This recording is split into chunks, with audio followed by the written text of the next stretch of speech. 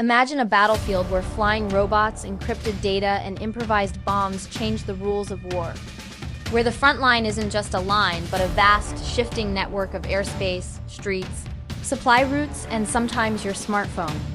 Since 2022, the conflict in Ukraine has become one of the most important experiments in 21st century warfare. What's playing out there doesn't stay there. Militaries around the world are watching, learning, and adapting. One of the biggest shifts comes from the sky. Drones, from tiny hobbyist quadcopters to heavy loitering munitions, have become the foundation of modern combat. Both sides regularly deploy drones for reconnaissance, artillery spotting, supply line attacks, or precision strikes on enemy vehicles and infrastructure. What used to require expensive jets and bombs can now be done with inexpensive UAVs costing a few $100s, fast to build, easy to replace, and adaptable on the fly.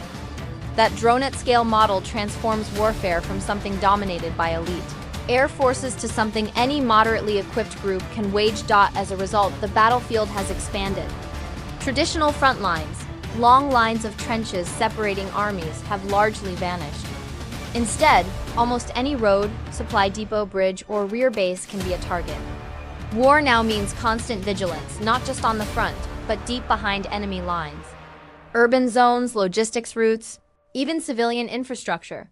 Nothing is off limits. That shift changed ground tactics too. When anti-air defense systems can handle traditional aircraft but not waves of cheap drones, armies must rethink everything. Supply convoys, command posts, troop movement, medical evacuations. Protecting a supply truck means more than armored plating. It means electronic countermeasures, constant airspace awareness, and unpredictability. Inside that chaos, soldiers and commanders still matter. Ground forces, if they combine with tech and adaptability, can remain decisive. That means blending robotics, real-time intelligence, decentralized command, and conventional tactics.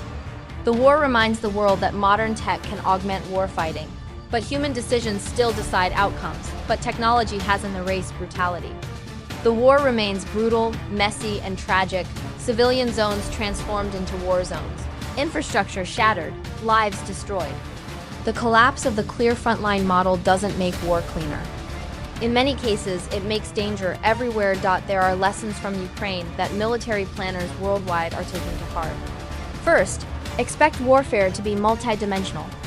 Wars aren't won only by large armies or superior artillery. Air drones, cyber attacks, supply chain disruption, and intelligence warfare matter more than ever. Second, affordability and mobility matter. Cheap drones, improvised weapons, and flexible tactics can outperform expensive hardware. Third, defense must evolve. Anti-drone systems, electronic warfare, improved logistics, civilian-military coordination, these are no longer secondary concerns. They're core to survival. Perhaps most importantly, war in this age demands adaptation and resilience.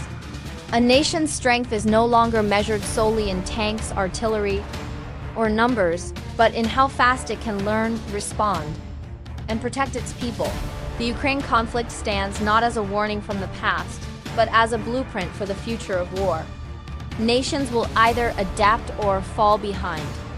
And as drones hum above wrecked cities, and as logistics convoys move cautiously under shadow of threat, one thing is clear: the old rules are gone.